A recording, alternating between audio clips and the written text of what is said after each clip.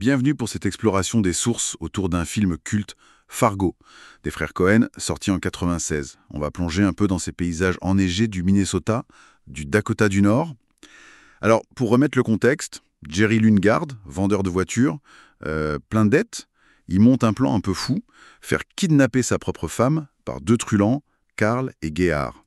Le but, une rançon payée par son beau-père, Wade. Mais bon, évidemment. Évidemment, rien ne se passe comme prévu, ça dérape très vite, avec des meurtres, une escalade de violence. Et c'est là qu'arrive Marge Gunderson. Exactement, la chef de la police locale, Marge Gunderson de Brainerd, enceinte, très pragmatique, mais avec une perspicacité incroyable. C'est elle qui va remonter la piste. D'accord.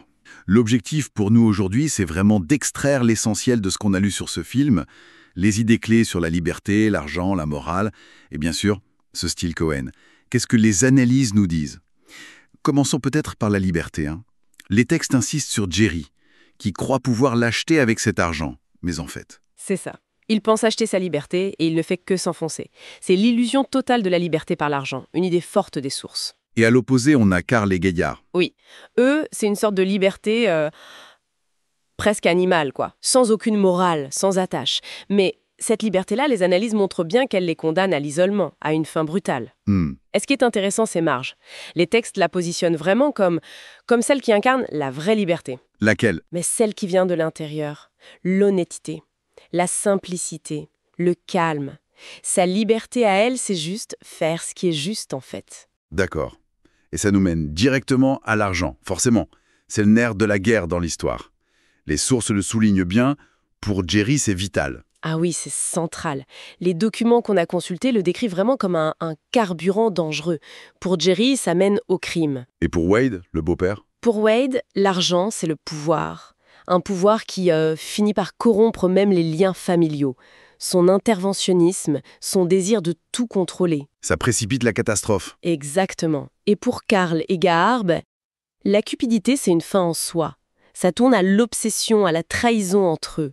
Le point qui ressort vraiment, c'est que l'argent obtenu comme ça, sans éthique, devient un fardeau. On est loin de l'équilibre que Jerry espérait, quoi. C'est là que ça devient passionnant, je trouve, ce contraste moral. Les textes insistent beaucoup là-dessus.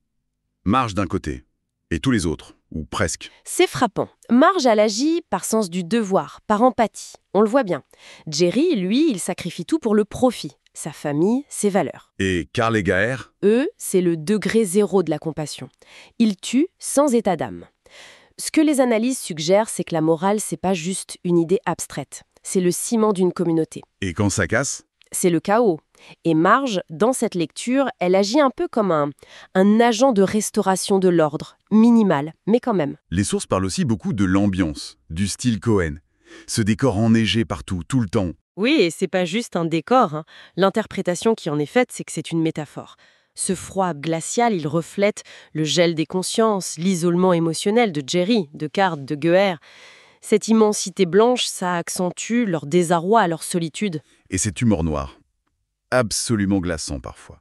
Marge qui mange son fast-food au milieu d'une enquête sur des meurtres atroces. C'est typique, oui. Les analyses notent bien ce contrepoint comique, ou plutôt banal, face à la brutalité. Ça crée cette sensation très particulière, aigre-douce. Et si on ajoute les dialogues, avec cet accent très marqué du Midwest, ces petites expressions comme « you betcha » ou « ofda ». Oui, you betcha, cette espèce d'affirmation très positive. Voilà. Ou « ouf, da », qui exprime un peu la lassitude, la surprise. Tout ça, selon les auteurs, ça renforce l'authenticité. Et cette idée que l'absurde et le tragique, ils cohabitent dans la vie ordinaire. Les personnages sont devenus iconiques, les sources s'y arrêtent longuement. Marge, bien sûr, l'anti-héroïne parfaite. Oui, enceinte, symbole de vie, d'espoir au milieu de tout ça. Et Jerry, l'anti-héros pathétique, complètement dépassé. Et le duo Carl Gehar, le bavard et le taiseux. Deux faces de la criminalité brute. Les textes les voient un peu comme un microscope psychologique. Ils révèlent les motivations humaines, la cupidité, la peur, mais aussi la décence chez Marge.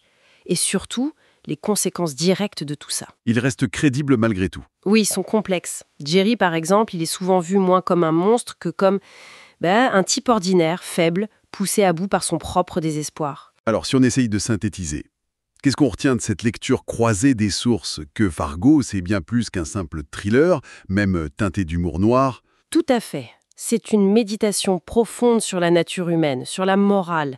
C'est une étude, si on suit ces analyses, sur comment l'appât du gain facile, le manque d'intégrité peuvent juste dévaster des vies. Mais il y a aussi marge. Oui, heureusement. C'est aussi une mise en lumière de la force tranquille, de la décence ordinaire. L'argent sans éthique, loin d'être libérateur, se révèle être un piège. La vraie liberté, c'est ce que suggèrent ces textes. Elle se trouve ailleurs, dans la responsabilité, l'honnêteté. Et pour laisser peut-être une dernière piste de réflexion, les sources présentent souvent marge comme ce rempart moral, cette normalité face au chaos. Mais est-ce que ce rempart est si solide? Sa normalité, sa bonté tranquille, est-ce une force suffisante ou juste une autre forme d'illusion face à la noirceur que les Cohen savent si bien dépeindre?